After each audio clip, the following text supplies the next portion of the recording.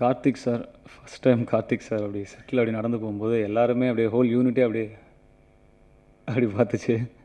ஒரு ஒரு ஆணை அப்படி பார்க்குறது வந்து கார்த்திக் சாரை மட்டும்தான் இருக்கும்னு நினைக்கிறேன்.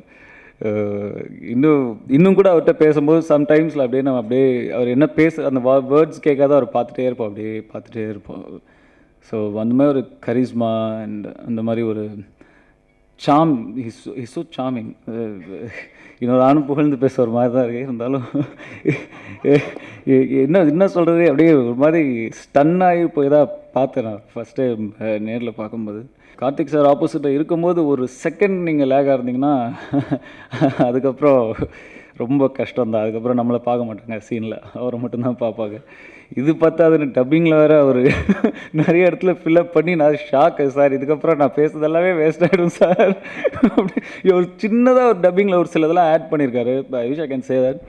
பட் அது அவ்வளோதான். நான் அதெல்லாம் நினச்சிட்டு இருக்கேன், அந்த இடத்துல நம்ம ஸ்கோர் பண்ணியிருப்போம், இந்த இடத்துல ஸ்கோர் பண்ணியிருப்போம் அப்படிலாம் நான் நினச்சிட்டு டப்பிங்கில் போய் உட்காந்து அவர் சின்னதாக அங்கங்கே ஃபில்அப் பண்ணியிருக்காரு. அதில் எதுவுமே தெரிய மாட்டேங்குது. அவர் கம்ப்ளீட்டாக அவர் எக்ஸ்பீரியன்ஸ் அண்ட் அவருடைய ஹிஸ் ஓன் ஸ்டைல் அந்த இடத்துல கம்ப்ளீட்டாக டேமேஜ் பண்ணிட்டார் என்ன.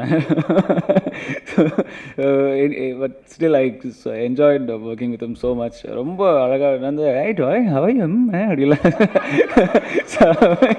ஃபஸ்ட் டைமே அப்படி தான் எனக்கு அவர் இன்ட்ரடக்ஷனே அப்படி தான். நான் ரொம்ப பேக்கு மாதிரி சார் அப்படின்னா ஸ்வீடாட் ஹவைமா அப்படின்னாரு. பயங்கரமாக அப்படியே என்ன அப்படின்ட்டேன் நான் அப்படின்ட்டேன் நான்.